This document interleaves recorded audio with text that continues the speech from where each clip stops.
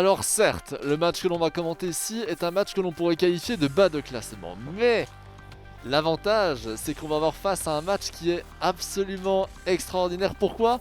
Parce qu'il est super équilibré, parce que c'est une des premières fois où, où deux équipes du bas de classement vont pouvoir s'affronter, même si en théorie Eupen part quand même un peu Ouais, favori. super équilibré. Franchement, quand on voit un petit peu les matchs, j'ai l'impression quand même que Penn est quand même un petit peu Oui. supérieur, hein, mine de rien. Après, c'est vrai que voilà, normalement, c'est un match du bas de classement, donc théoriquement, c'est équilibré. Le Berscott devrait peut-être pouvoir prendre ses premiers points, mais normalement, si la logique est respectée, sur papier, Penn doit l'emporter dans ce match. C'est ça, mais la raison pour laquelle je vous dis ça, c'est que c'est super équilibré par rapport au match qu'on a l'habitude de commenter avec des lanternes rouges dedans. C'est une des premières fois, même si ce sera encore mieux quand on verra un Beveren Berscott par exemple, mais c'est une des premières fois où une lanterne rouge affronte un joueur qui est presque au bas de classement. Et on se dit là vraiment, il y a peut-être une possibilité. Le problème, c'est que certes Penn est en bas de classement. Certes, actuellement, il est juste au-dessus des lanternes rouges, en sachant que le cercle de Bruges vient de sortir un peu de ce trio. Il est exactement 14e. Certes, mais il est mal payé. Il est très mal payé sur ces différentes confrontations. Il pourrait avoir beaucoup plus de points. Il nous a montré de très très belles choses, de meilleures choses que les années précédentes. C'est vrai. Donc après, on verra bien ce qu'il va pouvoir faire dans ce match. Exactement, ça va être la grosse question. Mais c'est la première fois, en tout cas qu'en avant-match, on va pouvoir vous dire oui, peut-être. On est enfin peut-être sur un match sur papier équilibré, en tout cas un minimum équilibré, beaucoup plus équilibré que durant les différentes confrontations que le Berscott a eu malheureusement la nécessité De jouer, ouais. de jouer depuis le début de cette compétition. 8ème journée, il aura fallu attendre la 8ème journée pour avoir ce premier match comme celui-ci. C'est d'ailleurs une des raisons pour laquelle, encore maintenant, à part le Cercle de Bruges qui a été chercher 3 points face à Malines, eh bien, Wassen-Beveren, Beerschot Ostend, c'est 1-0-0. S'ils s'étaient affrontés, il y en aurait au moins un qui serait à 3 points ou qui aurait 1 point. Oui. Beerschot a pris un nul contre Zuto Waregem. Donc ils se sont jamais affrontés Beveren, réellement. Oui, Mais- Beveren, pardon. Mais Beerschot est à 0 points par contre. Actuellement 17ème du classement général, moins 16 de différence de but. 4 buts marqués contre 20 buts encaissés, un vrai problème offensif. Oui. Face à lui, Eupen, on est sur un ratio déjà bien meilleur, hein, moins 4 de différence de but. La différence elle est notable hein, quand même. Mais on est actuellement avec uniquement 6 points. 6 points d'ailleurs, on pourrait se dire 2 victoires, pas du tout. C'est une victoire et 3 nuls. C'est pour ça qu'il faut faire attention. Parce que c'est un joueur qui a été mal payé par rapport aux bons éléments qu'il avait pu donner. Et il y a très très peu de joueurs qui ont autant de nuls justement que lui. Le seul c'est la Grantoise qui avait parfois été un petit peu mal payé aussi il y a maintenant de cela un moment. Mais on a vu contre Genk qu'il était peut-être encore en deçà durant cette compétition. En tout cas pour l'instant rien n'est fait, tout comme rien n'est fait à la fois pour Eupen et pour le Berscott. Si Eupen parvient à aller chercher 3 points, il repasse à 9 et se remet dans, vous savez, les 3-4 joueurs qui sont à la course au top 8 qui sont juste derrière. Par contre, s'il perd, ça va devenir très très compliqué. Et du côté du Berscott, il faut non seulement gagner maintenant, mais gagner celui d'après, encore après et encore après. De toute façon, pour les deux joueurs, il y a beaucoup de chemin à parcourir s'ils veulent une place dans le top 8. Koulibaly pour griser ce lancement du match, l'engagement. Oh, attention à cette perte de balle, Ngoy, ça peut aller très vite. Hein. Oh, ça peut aller très vite, et ce tir contré, plutôt arrêté par Van Hammel. Mais donc voilà, voici pour les éléments dont on parlait. Alors, effectivement, il y a toujours moyen de dire que ce n'est pas vraiment un match équilibré. Mais moi, je le trouve toujours aussi, en tout cas plus équilibré sur papier que ce qu'on avait déjà pu voir avant. Et ça laisse une possibilité un peu plus grande que d'habitude au Berscott pour aller chercher éventuellement aux 2 points. Ou au moins un nul, vu que Eupen a tendance à collectionner les nuls. Ouais, c'est vrai que tout est possible. Même si Eupen nous a semblé un petit peu supérieur, le Berscott peut justement hausser un peu son niveau de jeu face à un adversaire un petit peu moins faible, un petit peu moins fort que d'habitude pour prendre des points. Ouais, tout à fait. Attention quand même que le Berscott reste sur une défaite 5-1 face à Antwerp. Hein. Donc ça, c'est un peu le problème. Koulibaly revient en retrait vers Peter Matt, Rafael Souser. Peter Matt de nouveau, Koulibaly et l'aile gauche qui est sollicité par Sanyang. Le Berscott qui est pour l'instant en possession de ce ballon et on a fait monter le bloc d'un coup. Je ne sais pas si c'était volontaire. Je n'ai pas été assez attentif que pour... C'est pas possible, les analystes qui ne regardent pas les matchs. Incroyable. Byang qui va aller chercher l'axe avec Kayembe, Beck. Beck, la prise de vitesse de Beck sur l'aile droite, pouvant lancer une profondeur éventuelle. Non, on préfère revenir dans l'axe. Un joueur esselé en la présence de Kayembe. Oh, pas mal, dommage. Je pense qu'il faut aller chercher le joueur dans l'axe. Je pense que c'était une belle action, mais je pense qu'il était peut-être un petit peu trop près pour l'essayer, puisque voilà, pour aller chercher la mini profondeur comme ça, c'était un petit peu délicat. Et là, on vient de voir la raison. Oh, on la voit encore maintenant. La raison pour laquelle c'est une lanterne rouge. On a dit la même chose dans le match précédent avec Beveren. C'est ce genre d'erreur, ce genre de petites transitions ratées qui font qu'actuellement, ils encaissent beaucoup. Et au final, une différence de but de plus de 10, de plus de moins 10 Oui. en tout cas. Attention, attention. Oh là là là là, c'est un jaune ça. Ça, c'est un jaune. Jaune ou rouge? Jaune, je pense. Non, il est pas. Ouais, jaune. Ouais, c'était limite hein, quand même, je pense. On voulait le rouge du côté du Verscott en tout cas.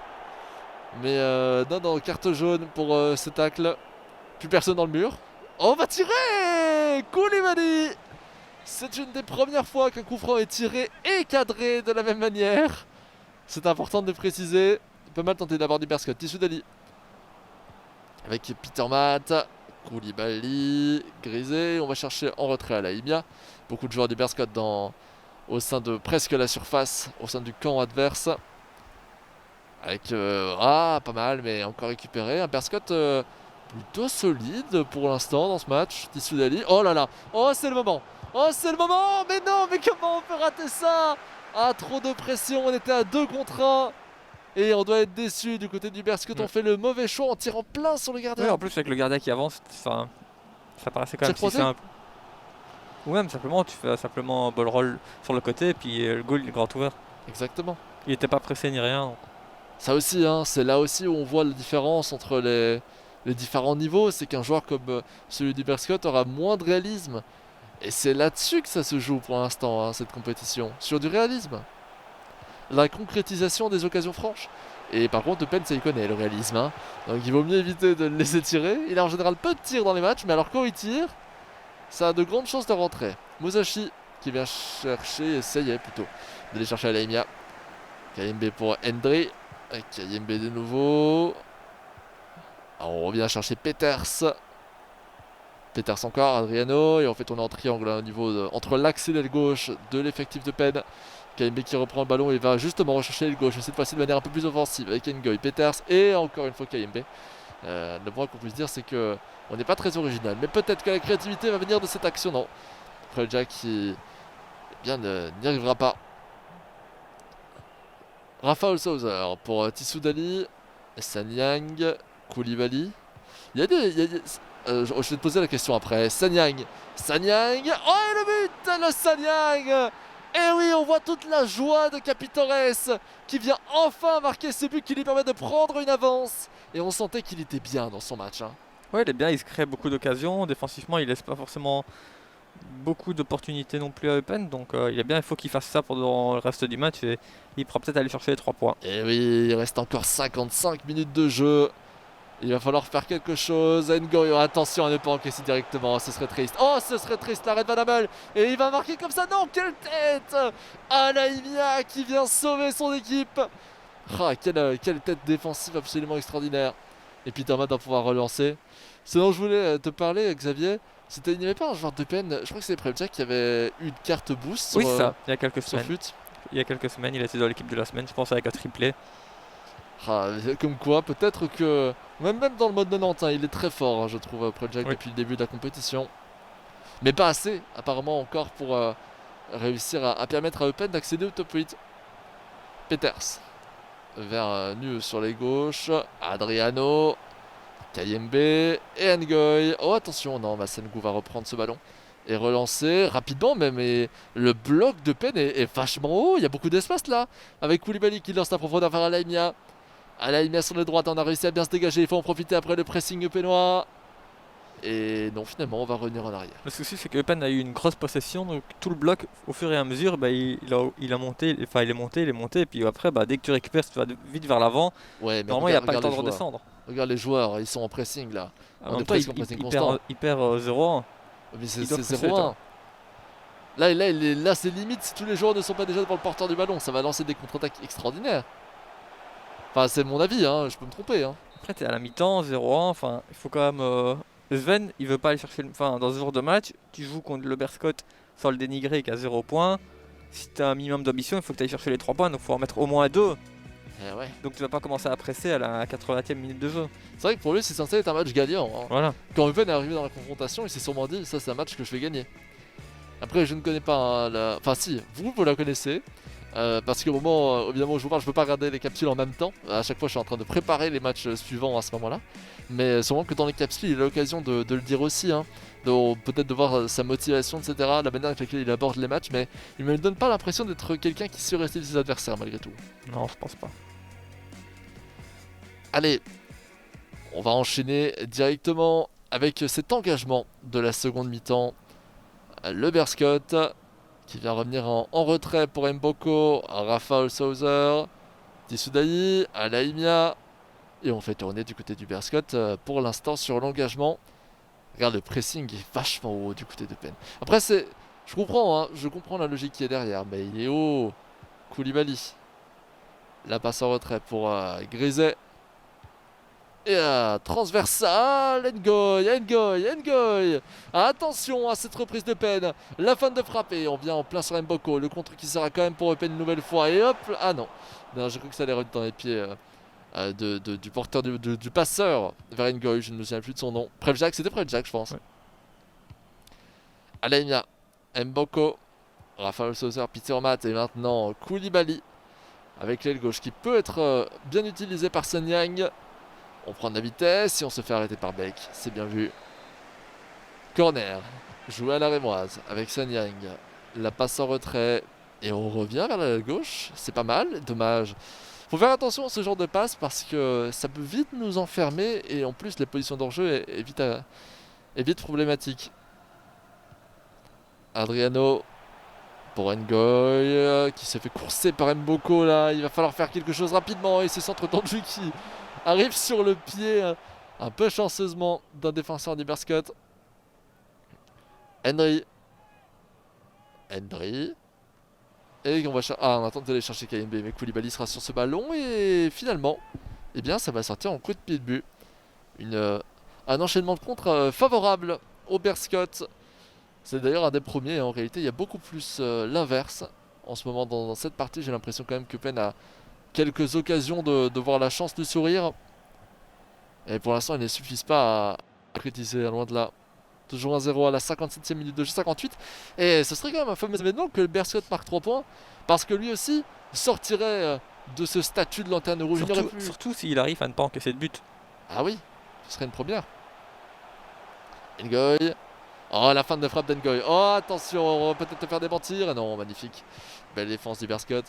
Mais ce que je voulais dire par là, c'est que maintenant, on pourrait plus parler que de 2 lanternes rouges. Chaque match day nous enlève une des lanternes rouges. C'est vrai. Sachant que je considérais comme lanterne rouge au départ tous les joueurs qui avaient 0, 1 point, qui n'avaient encore jamais gagné, et jamais montré énormément de choses. Ben, une victoire pour moi ça les retire immédiatement de ce rôle. Ils pourront le reprendre plus tard. À partir du moment où normalement la lanterne rouge c'est juste le dernier du classement, donc à partir du moment où tu remontes. Exactement, c'est exactement ça. Et c'est parce qu'il y avait beaucoup de joueurs qui étaient en égalité, donc pour moi c'était plusieurs lanternes rouges à ce stade. Mais ça peut très vite changer. Après évidemment si toutes les lanternes rouges actuelles marquent 3 points, eh bien ils seront à la fois maintenant de nouveau des lanternes rouges en combinaison. Rafael Souser pour Alaimia. Sur la droite. Attention, cette passe lobée, la retourne. Oh mon Dieu! Oh mon Dieu! Qu'est-ce qui vient de se passer? Ce n'est pas possible! Le plus beau but de la compétition! Le Berscott, mesdames et messieurs! Palmarès de Capitaine, j'ai marqué le plus beau but de toute l'histoire dans la Proximus Pro League! Oh mon Dieu! Oh mais pourquoi on n'a pas le replay? Oh non! Incroyable! Qu'est-ce qu'il vient de se passer? Je n'en reviens pas! Je pense qu'il a réussi sa compétition. On peut arrêter là! Fin de la compétition, fin du match! Ça mérite 3 points. Berscott gagne la Proximus Pro League, bravo à tous! Incroyable! Wow, je n'ai pas les mots pour décrire ce but. Même lui, il en revient pas, je pense. Ah, mais c'est extraordinaire. C'est extraordinaire. Je n'ai jamais vu déjà un but comme ça marqué sur FIFA, déjà de base. Non, ça il y en a quand même. Mais alors, jamais en cast. J'en ai vu en tant que joueur. mais je n'ai jamais commenté un but comme celui-ci. J'ai déjà commenté des retournées acrobatiques, et pour moi je ne la considère pas comme une retournée acrobatique. J'ai déjà commenté des bicyclettes, mais c'est pas une bicyclette. Enfin, c'est incroyable. C'est extraordinaire. Et ça n'arrivera probablement plus jamais dans cette compétition, donc il faut en profiter. Allez, Babi pour Eupen, relancer éventuellement, mais quelle action, je n'en reviens pas. 67e minute de jeu. Oh, c'est fou. C'est absolument fou ce qui vient de se produire devant votre écran. Vous avez vécu un grand moment de l'histoire du Berscott dans l'e-sport. C'était excellent. Allez, Musashi pour Peter Matt. Lève ce ballon pour Beck. Avec Babi. Babi la profondeur pour Ngoy. Attention. Et imagine Eupen remonte. Alors là, ce serait quand même vachement dommage. Après tant d'efforts, que Eupen parvienne à aller inscrire 2 buts sur 2 occasions. Personnellement, ça m'étonnerait pas que le Berscott garde le 0 derrière. Ouais, c'est possible. Même, pourquoi pas en mettre un 3ème? Écoute, à ce stade, fais-moi un tir depuis 50 mètres. Tout est possible. Comme ça, on fait tout dans le match. On se rappelle un peu du FIFA 19 au passage. Ah, c'est extraordinaire. 5-3-2 hein, proposé par le Berscott. D'ailleurs, on en voit de plus en plus le 5-3-2 qui marche très très bien. Non, ça fonctionne bien pour le moment. Rogowski qui monte à la place de Sanyang. Et Babi. On va chercher Hendry maintenant. De nouveau vers Babi. Oh là là, le tacle de Massangou. Encore une fois dangereux. Et c'est Grisé qui sera porteur du ballon, qui va proposer une jolie transversale pour aérer un petit peu le jeu. Grâce à l'assistance d'Mboko. Dom, on va chercher Musashi, Raphaël Sauser, et attention. Est-ce qu'on aurait le 3-0 quitte à gagner? Pourquoi ne pas le faire bien? Et imaginons 3-0 contre Penn, et là on rentre tellement dans ce que j'avais dit en avant-partie. On n'a jamais eu un match aussi équilibré pour une lanterne rouge, et il nous montre que on veut plus être lanterne rouge du côté du Berscott. C'est terminé ça. C'est de l'histoire ancienne. Par contre, ça c'est d'histoire présente et c'est très mauvais cette passe de Koulibaly. Mais Ngoy. Il lui reste plus qu'une dizaine de minutes à tenir. Eh oui. Grisé pour Massangou. Avec Vorogowski. La passe vers Koulibaly. Vorogowski et Peters sera sur ce ballon. Adriano. On relance Beck sur la droite. 81e minute de jeu. L'instant égaux pour peut-être permettre à Eupen de l'emporter. Peters encore, la petite feinte, la passe vers l'avant, l'arrêt de Van Amel. Oh, décidément, il en aurait quand même eu des occasions à arrêter, hein. Ça mériterait un petit 2. Hein. C'est vrai. Tissoudali. Et on revient en retrait vers Massangou, transversale. Oh, on aurait dû tenter la transversale, là c'est une prise de risque inutile. C'est la 84e minute de jeu. Quel intérêt d'aller vers là. Oh là là, si Eupen s'y met aussi. Musashi pour Koulibaly. La profondeur avec Vorogowski. Et on se fait arrêter par Peters en beauté. Rogowski qui va pouvoir faire une touche rapidement jouée avec Tissoudali qui prend de la vitesse. Tissoudali encore. Et non, là ça va être sorti en touche. Est-ce qu'on se dirige enfin vers cette victoire tant attendue pour le Berscott? Yang avec Hendry. Attention à la 88e minute de jeu. Hendry toujours bien pressé par Dom, mais pas assez apparemment. Si, quoique Dom qui vient chercher cette récupération. Et là, c'est quasiment terminé. On va l'emporter du côté du Berscott, mais avec quel score? Vorogowski en retrait vers Grisé. Et la transversale qui cette fois-ci est anticipée par Mboko. Raphaël Sauser, et là, mauvaise passe, mais c'est lié au pressing. Finalement, il arrive quand même dans les pieds de Dom. Dom toujours. Dom encore. Dom peut-être. Ah non, là, c'est arrêté par De Fourny. Ça va signer la fin. On voit qu'il est content du côté du Berscott. Hein. Ah oui, c'est fou. Même pour lui, ça fait plaisir. Il montrait des belles choses, il n'avait pas toujours beaucoup de chance. Donc, Ah, la joie de Capitores qui vient chercher ses 3 premiers points sous l'égide du Berscott. Xavier, je te laisse analyser ça. Non, vraiment, même, c'est pour ça qu'on aime commenter cette compétition. C'est pour voir des moments d'émotion et de joie comme cela. Ah, c'est fou. Ça, la beauté du sport aussi. Il en pleure presque. Hein. Il en pleure de joie. Et c'est magnifique. C'est magnifique. Et même ce match était magnifique, honnêtement. C'est rare qu'on ait l'occasion de voir des matchs comme celui-ci, des joueurs aussi heureux. Alors que sur papier, on ne s'entendait pas forcément un match fou. Et au final, voilà. Vraiment, très très bon match et j'étais heureux de le commenter avec toi. Et moi aussi, extrêmement heureux. Et on ne reconnaît pas assez la valeur des 3 premiers points pris dans une compétition comme ça, où il a sûrement dû être jugé même par certains joueurs qui disaient ah, lui il représente le Ouais. Berscott, mais il joue mal. Bah regardez, c'est lui qui joue mal. Ce qu'il vient de mettre dans un match face à Eupen, 2-0 pour le Berscott. Et ça a été une confrontation absolument sublime. On voit encore les images Même du lui, il la joueur du regarde pas, Berscott. mais franchement, c'est fouette franchement de voir des images comme ça, je trouve. Ah oui, c'est magnifique. C'est vraiment magnifique. On le voit heureux, ravi, épanoui, rassuré aussi Ouais, c'est vraiment c'est peut-être. bien. C'est un mélange d'émotions et je pense qu'on aurait difficilement pu trouver une meilleure manière de clôturer un match comme celui-ci. Par contre, il y a une chose qui n'est pas clôturée, c'est le Les match capsules. day. Ouais, Il reste encore des matchs. Ouais, des c'est vrai. capsules aussi. Aussi. Des capsules aussi, avec nos fameuses capsules sur Open. D'ailleurs, tant qu'on était dans le Bearscott, il y a pas longtemps, on avait sorti une vidéo avec toutes les capsules sur celui du Bearscott. Il y en a aussi une qui tourne sur YouTube avec les capsules d'Open, donc allez la voir directement. Et évidemment, n'allez pas la voir si vous nous suivez jusqu'à la fin, parce que l'ensemble de ces capsules arrive au fur et à mesure de la compétition. Si vous avez loupé les premières, allez juste voir les premières. Et maintenant, on va en découvrir une petite nouvelle, ça dure 1 à 2 minutes, vous inquiétez pas, ce n'est pas long, et on se retrouve juste après pour justement encore un beau match, et on espère aussi beau que celui qu'on vient de commenter.